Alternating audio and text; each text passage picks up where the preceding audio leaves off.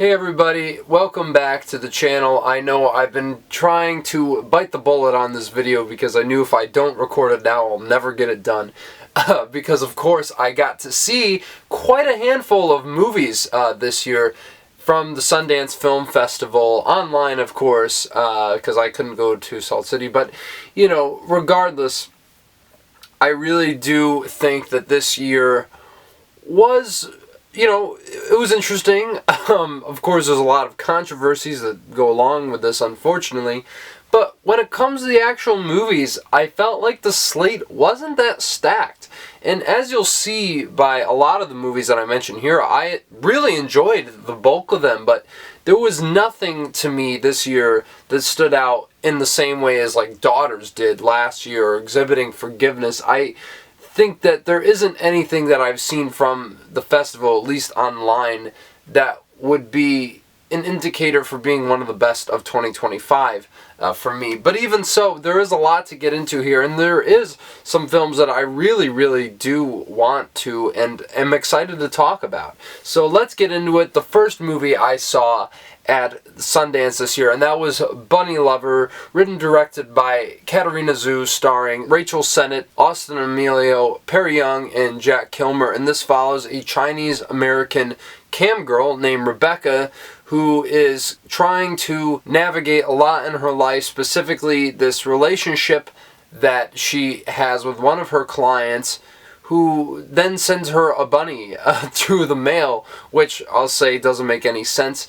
And basically trying to navigate her friendship with her best friend, who's a painter, played by Rachel Sennett, and also her father, played by Perry Young. And of course the client is played by Austin Emilio. And the best thing I can say about this movie is the cast, especially Katarina Zhu.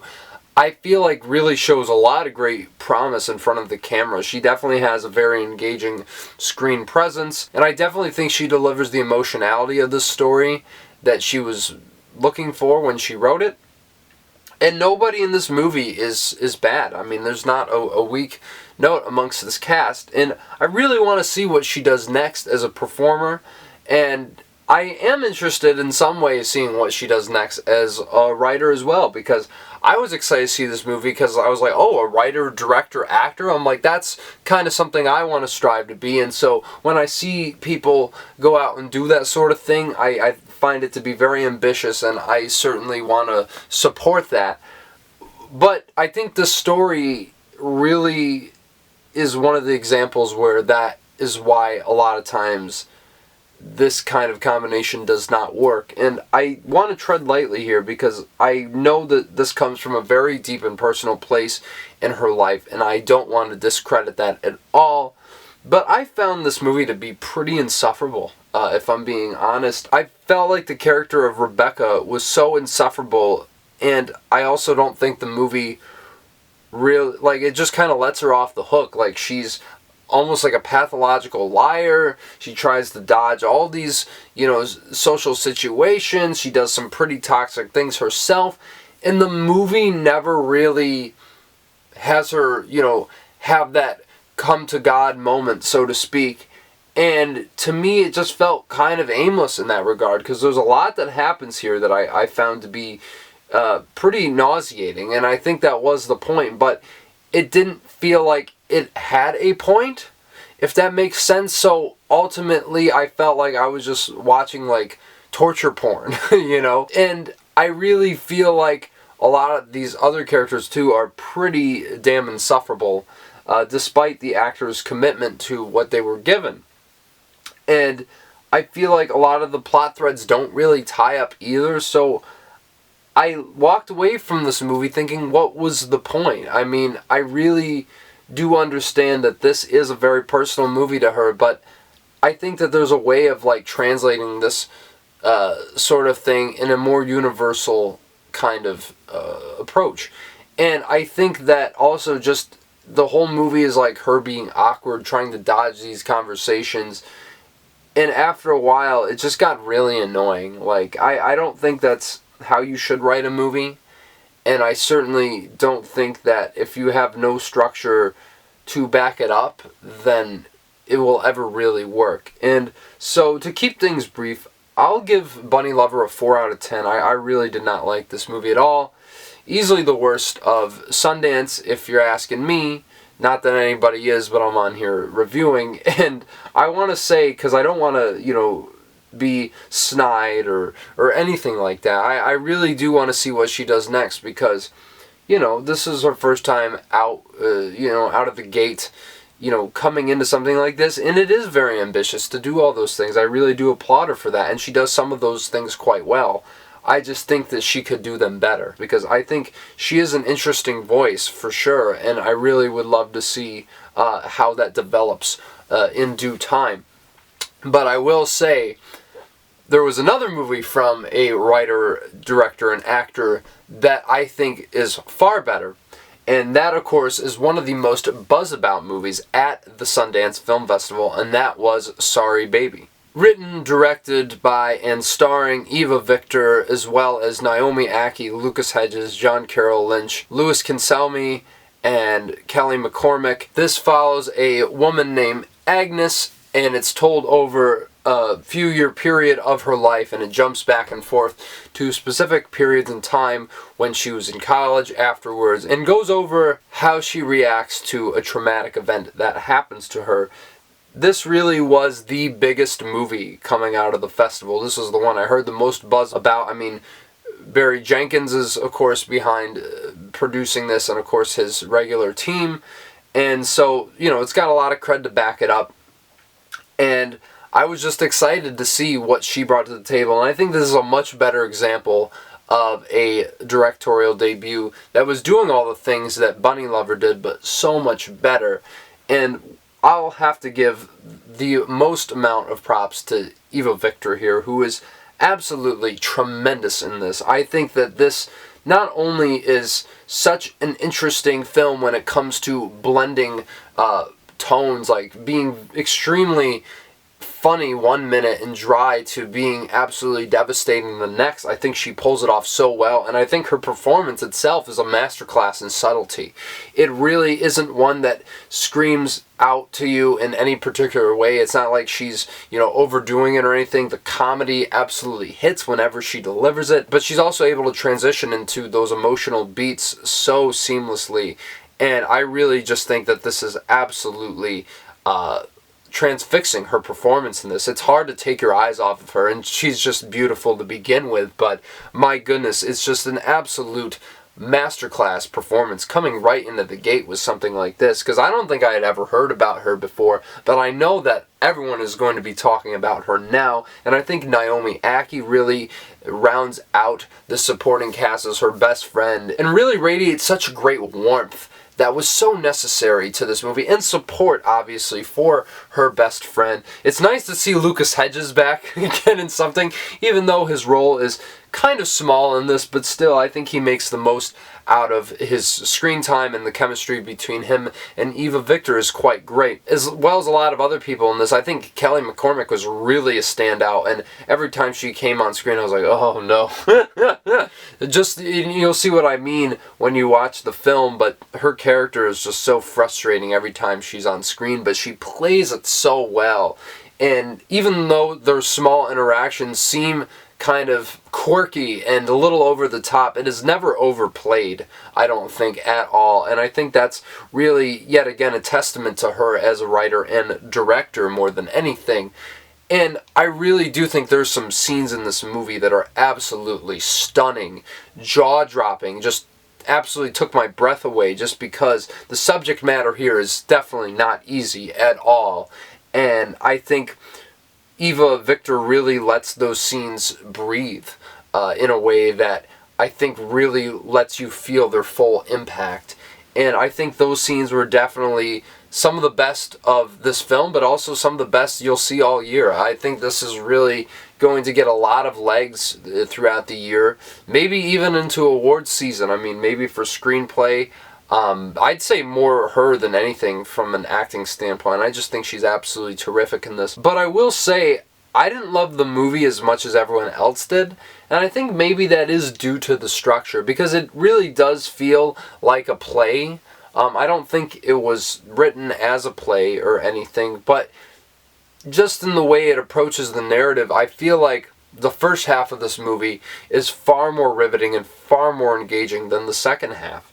And that's not a knock to anyone in the cast, obviously, who I've sung their praises, but I just feel like story-wise, it doesn't really leap off the screen like it did in the first half of the film. It's very mundane, almost to a fault, and I just think the pacing really slows down by the end of this film. But even so, I think Sorry Baby is such an original piece of cinema, and I think that her next feature really is going to be absolutely incredible. I mean, if this is what she's coming out of the gate with, I think we are going to be seeing a lot more and hearing a lot more from Eva Victor in the years to come, and I can't wait to see that be the case. And I'm going to give Sorry Baby a 7.5 out of 10. Really, really solid movie. I, yet again, don't think it is the absolute best of the festival that everyone's been making it out to be, but hey, I completely understand the love for this movie. There's so much to admire in the craft and the performances here, and yeah, I definitely say give this one a go once it hits theaters. This is definitely a must-see at the very least. And the next film I saw at the Sundance Film Festival was 2,000 Meters to Andriivka, directed by Mislav Chernov, who of course is the Oscar-winning documentarian of 20 Days in Mariupol, which won Best Documentary Feature at last year's Academy Awards. So naturally, I saw he was doing another movie on the Ukraine war after he snuck out of that country with all that footage when he could have been killed. He's back down, but this time in the front lines where all the action's happening, and it's really, really astounding. I have to give it up to that guy because he's probably the bravest photojournalist, activist, filmmaker in the world. I really don't know anyone else who's doing anything quite as, I'd say, even heroic. I mean, this guy really is a hero and really showing what is going on the front lines. In the first opening 15 minutes of this movie, oh my goodness, it's all shot in first-person POV. Like most of this film, it's almost like watching Call of Duty take place in real time, knowing you're actually in the thick of the war. And sure, it's not immersive as a cinematic experience like 1917 or something, but this is real life. Like, this is actually taking place, unfolding in front of your eyes. You see people getting killed, and all these things going on in the battlefield, and it is really, really stirring. I mean, there's no denying that, and I think that's what he does so well with these documentaries, and captures something so hauntingly realistic that's going on not too far away from our own little personal bubbles. And I think what really caught my attention with this documentary more than anything, though, are the smaller moments where he'll just be talking to someone about the college they went to, or just these guys sitting down rolling a cigarette and speaking together about the war and their family. It really does feel like something you'd see in like a Saving Private Ryan, you know? And I think that is really impressive because it adds so much pathos, especially the poignant tragedy with a lot of these guys who are in this film. Of course, you can only imagine not everyone's going to make it out alive. And it's just very sad to see people even younger than myself out here on the battlefield risking their lives to save their country from, you know, tyranny. And also just this movie captures so beautifully the futility of it all. I mean, I really don't see how Ukraine can win this war. And I think the ramifications of that are not going to echo just throughout Europe, but through the entire world. And it is scary. It really is. Just as scary as thinking about what these guys are going through on the front lines, and the fact that he puts himself down there into the trenches, quite literally, and then is able to create another piece of, you know, activism through filmmaking is really unbelievable to me. And that's why I say I have nothing but the utmost admiration and respect for this guy, because I don't think many people would do this, and he really is a hero as far as I'm concerned. I do think that this movie, though, if I had to compare it to his last film, I don't think it's anywhere near as emotional or engaging or harrowing for that matter, even though there's all these moments that certainly are that. I just don't think I was engaged throughout this entire thing in the same way I was his last movie. But I certainly think that once this hits PBS later this year, you're going to have to see it, and I think it will probably get him at least another Oscar nomination. I think this will be a nominee for Best Documentary Feature at next year's Academy Awards, like we've seen with a lot of these films, like 20 Days in Mariupol, and like Porcelain War, which just got nominated this year. And so I'm going to give this film an 8 out of 10. I definitely think that, as I said, there aren't many movies quite as immersive in this way, and documentaries for that matter, that are this, transgressive and audacious, and just in regards to, putting oneself out there to really expose the truth of what's going on and what these, a lot of times, boys are going through. It's really, really sad, but I think it's a powerful watch that you should definitely check out once it comes out later this year. And the next film I saw was also one of the most buzzed about films at Sundance, and that was Omaha, directed by Cole Welby, written by Robert Machoian, starring John Magaro, Molly Bell Wright, and Wyatt Solis. And this follows a father who takes his 2 kids on a road trip after something traumatic happens in their family, we'll say. And yeah, this was a very, very low-key independent drama.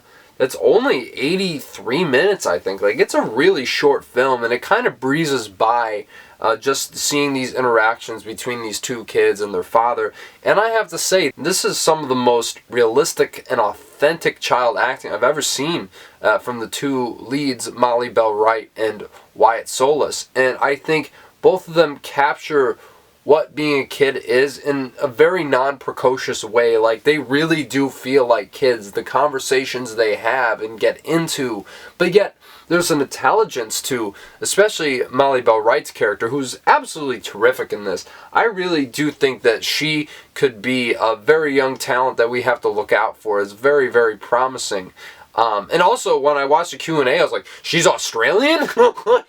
This girl is super, super talented. And I think once you all get the opportunity to see this movie, you will agree. And I think she really is such a standout in this. My goodness, she's great. And I think there is like this deep emotionality and intelligence to her character, but it feels right for her age. Like, it never feels misplaced or that she wouldn't be thinking these things, because she's really coming into herself. She's coming into her teen years, and so she definitely understands things that her little brother doesn't. And then, of course, there's John Magaro, who everybody's been talking about, been quite on a hot streak between Past Lives and then the Oscar-nominated September 5, and now this. And a lot of people would argue that this is his best performance. And I can see why. It is very, very subtle, of course, but I think he absolutely captures this dynamic so perfectly. Being a father, you can tell how much he cares about these kids and everything that he's doing for them, even though it's so mysterious what his intentions are throughout the entire film. You understand that it comes from a place of love, ultimately, at the end of the day, which really makes the tragedy of this movie that much more powerful, because this is one of those movies, once you get to the end, it's like, oh, like, this is definitely a tough watch. I didn't cry, but I know a lot of people did, and it is a very emotionally tolling film, to be sure. And I think especially in the final few minutes of this movie, John Magaro is absolutely amazing. I think that is definitely the best acting he's ever done, even though I do prefer Past Lives as a movie, and his character is just so memorable in that film. But my goodness, what an actor, really. And I think that this is going to be a movie that's really going to strike a chord with a lot of people, and I just think that nothing about it really grabbed me in a way that some of my favorite movies from each year do. Like, it is a pretty tight narrative, but it's a brief 82 minutes, so there isn't as much they could have gotten into as perhaps I would have liked them to. But even so, I mean, this is really, really a very important movie, and I just think it's so well written with all these characters. It's so grounded in a way that definitely feels like it will strike a chord with a great many number of people. And I'm going to give Omaha an 8 out of 10 as well. Definitely one of the best films I saw at Sundance this year, and I think a lot of people will agree. Who knows who's going to pick this up? Maybe it already got picked up by the time of this recording. I'll edit it in there if it was. But yeah, I definitely think that John Magara, we have to look out for him for some awards consideration. I don't know if he's going to make it all the way to the Oscars, because, yet again, this is a very small performance, but I just think he's so talented in so many ways, and I can't wait to see what he continues doing next from this point forward. And then we have the documentary film Mr. Nobody Against Putin, directed by David Bornstein and Pavel Talenkin, and this actually stars Talenkin, aka Pasha, and this is his story working at this Russian school in his small Russian village, where once the Ukraine war started, you started to see a lot more indoctrination of pro-war propaganda being peddled into Russian schools throughout the country. But this specifically looks at this one school, and he takes the opportunity he has as the videographer of the school to kind of explore and expose what's going on in Russia, in their school system. And honestly, it is pretty terrifying when you think about it. This isn't the most shocking documentary I've ever seen by any means, because it really isn't a surprise what's going on, but there's some things that they show in here that is just so disturbing to even think that this is happening in this country. And every time you see Putin, you want to punch him in the face, or maybe more than that. But regardless, I really do think that this movie really features yet again another very heroic filmmaker, because this guy is so interesting, and just his role as a teacher in the school too. Like, he's kind of the guy who has the safe space to speak your mind, and welcomes in all the outcasts who don't feel like they fit in, as he kind of says is a reflection of his own self at that age and onwards. And so to see how his dynamic changes with not only the school system, but the community around him and the students as well throughout the movie, once he starts to assert himself and his beliefs a bit more within the system, pretty openly, in fact, it really is quite a powerful statement, and I think is really kind of poignant in a lot of ways, especially because his mother works at school as well, and so their interactions are very interesting considering what sides they are on in this thing. And also just the fact that despite the turbulence that's going on within his community and the country overall, like, the love this community still has for one another is just so endearing and profound. And I really think that was my biggest takeaway from the movie, especially considering he had to leave to get this made, which why, again, I say he is a hero. Anyone who puts their life at risk to make art, or to, get the word out there of what's really happening, I think deserves to be, credited that sort of title. And I think that this movie really captures that pretty perfectly. Though, obviously, I get it is the point, because, we don't want to say we're siding with Putin here or anything like that.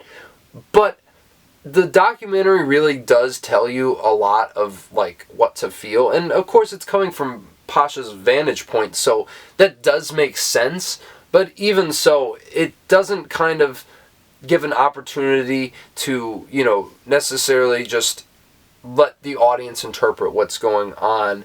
But also, I think it's very interesting because he's kind of like a Russian Michael Moore. But in a way, he's more empathetic towards some of the subjects and the people that he is perhaps a bit more critical of. And it is just really, really sad to see in so many ways just how he is affected by this and the country as a whole, but, also very, very touching. I was very moved by this film, and out of the ones I've mentioned so far, this was honestly my favorite, and I'm going to give it an 8 out of 10. I definitely really recommend checking this one out if you're interested in seeing what is going on in Russia and what is going on to these people, because it really portrays them in a very human way.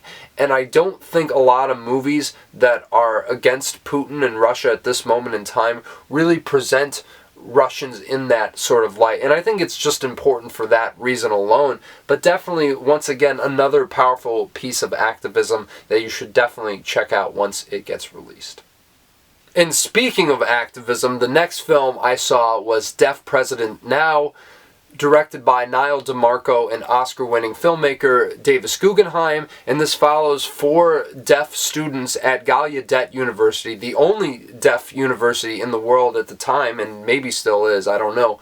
And it takes place in 1988 when 2 deaf candidates were passed up for a hearing candidate for the president of the school, and the protests that ensued after the fact. And this documentary, I have to say, was easily the best movie I saw at Sundance this year. This is absolutely fantastic. I think, especially bringing in Davis Guggenheim, because Niall DeMarco is a deaf filmmaker, and this is a story that he wanted to tell. But bringing in someone as prolific as Guggenheim, I definitely feel like their sensibilities melded in such a, helpful and, very symbiotic way. Because, of course, you can make a documentary being deaf, but, that other element of sound is still so important to the story, believe it or not, as much as the story is about deaf people and the integrity that they have and them being seen less as their whole life, and how this was such an important moment for the deaf community, because it's like, no, we've had enough of this. Like, we're not going to just lie down like lapdogs like a lot of people in our past. And I love how they kind of get into the history of deafness and how a lot of their parents and grandparents kind of responded to that to kind of blend into society. But they're like, no, fuck that. We're not lying down like that, and we're going to make sure that our voices are heard. And I think it is just so inspiring, and I just think that this documentary, all the pieces are so perfectly placed. It does have such a brilliant tact to it that makes this feel like a very cohesive narrative, and I think the 4 protesters that they focus on really feel completely fleshed out by the end of this narrative. Like, you get a lot of their background with their family, a lot of their own interest, what their personalities are, and how that all kind of boils up to the surface when put into this situation. And of course, one of the deaf candidates himself for the presidency, King Jordan, is in this documentary as well. And they get to show the audience his whole arc too in this story. And I just think that this is so well done. It isn't like it's anything groundbreaking that we haven't seen before, but it is just so well put together, and I just think it's very important, because as much as this is about that story in 1988, this is a story about now, a marginalized group of people standing up for the rights that seemingly are being stripped away from them or ignored. I think that this couldn't be a more timely story, and I don't think this could have been a more timely release to be coming out in 2025, but regardless, I just think that the emotional catharsis that this film builds to by the end is so rousing, so powerful. Like, I was definitely almost moved to tears by the end of this movie. It's kind of hard not to be, especially seeing something so inspiring take place on American soil that I think a lot of people aren't really familiar with. This isn't something I even knew about. Not to say I'm the most cultured on these topics, but I do think that bringing awareness to this very major event in history, if you really think about it, this very confined but strong and powerful act of solidarity really means the world. And I think that this is a movie that also ends perfectly. I was like, okay, end the movie now.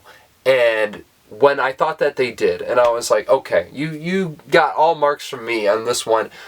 This could honestly go up for me if I watch this again, because I really do think that this is going to be one of the standout documentaries of this year. And being on Apple TV Plus, I don't really know if it will get an Oscar nomination, but I do think that out of all the movies I saw, this is the one that should be nominated for the Oscar at next year's Academy Awards. And I'm going to give Deaf President Now an 8.5 out of 10. I love this movie, and I think even though it doesn't quite reach the heights of some of the other movies I saw at Sundance last year, I definitely think that this is an essential watch, and please check this out. I implore you to check this out once it hits Apple TV Plus later this year. And the next movie I saw at this year's Sundance Film Festival was Love, Brooklyn, directed by Rachel Abigail Holder, written by Paul Zimmerman, and starring Andre Holland, Nicole Berry, DeWanda Wise, Roy Wood Jr., Cassandra Freeman, and Cadence Reese. And this follows 3 Brooklynites as they navigate love and specifically Andre Holland's character of Roger, who is this writer, and he's kind of trying to figure out what he's doing with his old flame, played by Nicole Berry, and his new one, who has a daughter, played by DeWanda Wise. And this is a film, first and foremost, that I feel like I really relate to. Because I feel like this is like a situation I'd end up in, or something, I don't know. Especially considering the fact that I really do want to move to Brooklyn by the end of this year. So I really do feel watching this movie at this point in my life was quite perfect, honestly. Like, this was the movie I didn't know that I needed, but I'm glad I saw it. Because I feel like the reception on this one was quite muted.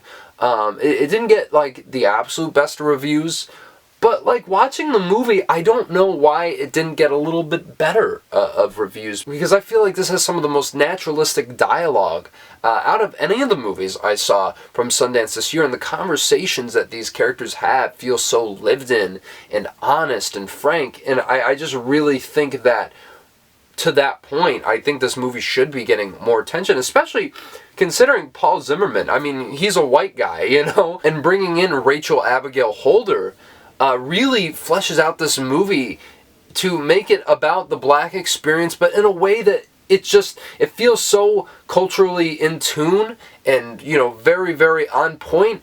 But it's just refreshing to see a movie about black people living their lives that doesn't have anything to do with trauma.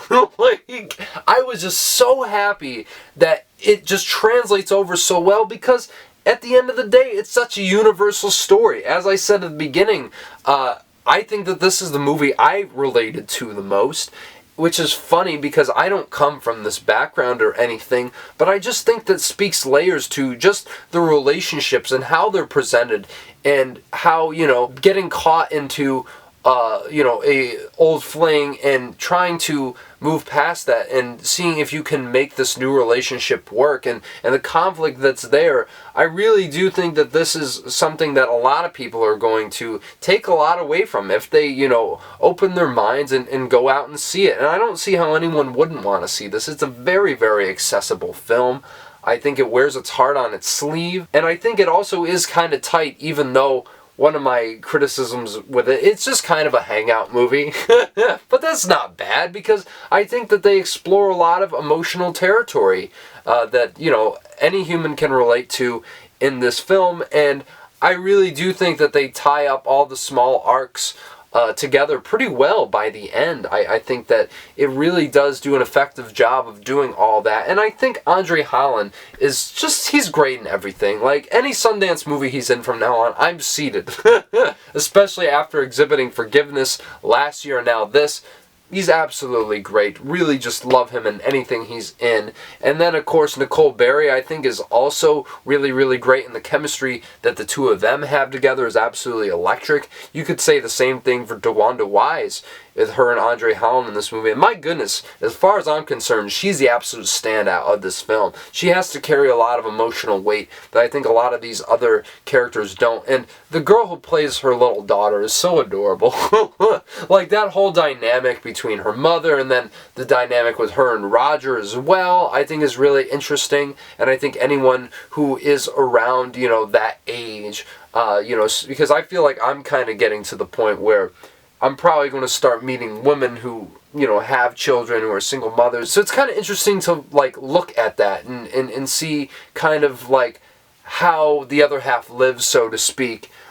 Just because I feel like this is something that a lot of people in their late 20s through, you know, honestly, all the way through, you know, your 40s can really latch onto. And I do think that this is a movie, like I said, it isn't anything groundbreaking that we haven't seen before, but I really do think it's so honest in its intention, and I think it plays off super, super well. And it's also such a beautiful love letter to Brooklyn, a city that might not have been the same as what our main character remembered it as earlier on in his life, but one that's still so meaningful to him, even though, you know, the ever-changing sense of gentrification and everything about the city is not the same as he remembers it, but it's still beautiful in other ways that, you know, perhaps he didn't expect. So I'm going to give Love, Brooklyn a 7.5 out of 10. This one really, really surprised me in all the best ways. Not one of my favorite movies of the festival, not even one of my favorite movies of the year, but I definitely think one that everyone should check out if they, get the opportunity to see it. I don't know if it's getting distributed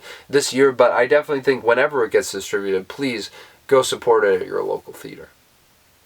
And finally, the last movie I saw at this year's Sundance Film Festival was a film called Andre is an Idiot, directed by Anthony Benna, and focusing on Andre Riccardi, who is this guy who discovers he has stage 4 colon cancer and decides to document the last few years of his life. And I have to say, this is such an interesting idea, especially coming from someone as outrageous and just absolutely eccentric as Andre was, because he is like one of the most interesting people who ever lived. I think this guy is absolutely insane. Even the story of how he met his wife is absolutely batshit. Like, the first 15 minutes of this movie had me cackling my ass off. It is so funny and so irreverent. And I think the movie really captures the spirit of Andre better than anything else. And I think the humor is really what makes this documentary stand out. It is very, very funny in a lot of parts just because of how Andre will react to things. And he's someone who always uses humor as sort of a defense mechanism a lot of the times. And he's a guy who doesn't really take himself too seriously. And I think the movie perfectly balances, that sort of idea of how he acts and, kind of like how he evolves as his diagnosis worsens and kind of like him dealing with all this stuff. But more than anything, it's just such a great tribute to a very, very vibrant individual and all the people in his life. The relationship between him and his wife evolves into something much more, beautiful by the end of the film. And of course, like with his best friend in the documentary who helps him out, and his daughters, and Tommy Chong even shows up. Don't ask me why. I mean, this shit is crazy.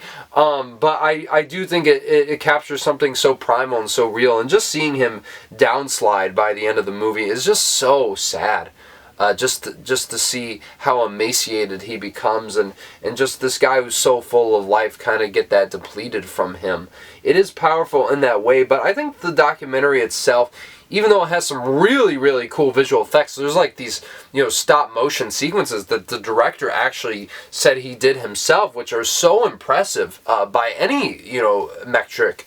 And I think that even though there's so much to admire about this documentary, there's so much to admire about this man, I just feel like it's kind of all over the place narratively, and it doesn't really hit emotionally in the way that I would have liked it to by the end, considering the rave reviews that I heard for it. This is distributed by A24, or at least they produced it, so I don't know if it's coming out this year or not, but definitely check it out if it comes out, because this definitely is a documentary we don't really see very often, especially someone exploring their mortality, head on like this in this sort of fashion. So I'll give Andre is an Idiot a 7 out of 10. One of my least favorites of the festival is still not bad. I think that this is a really unique and fun documentary despite the subject matter. I think there's so much vitality inserted into a movie about one's own eventual demise and mortality, and it's definitely worth the ride and checking out once it is released. But yeah, those are the movies I saw from the Sundance Film Festival this year. Did you get to see any of these? Are there any that I am missing that you saw that I should put on my radar? Please let me know all that more down in the comments below. And please smash the like button, subscribe to the channel if you want to see more in-depth videos like this. I'm going to be slowing down on the reviews a little bit for the time being, because I gotta work on some of the other big lists I have coming up, like the top 10 albums of 2024, which I will be doing, and eventually, by the beginning of March, my top 10 films of 2024. So stay on the lookout for that and so much more, and I'll talk to you guys soon.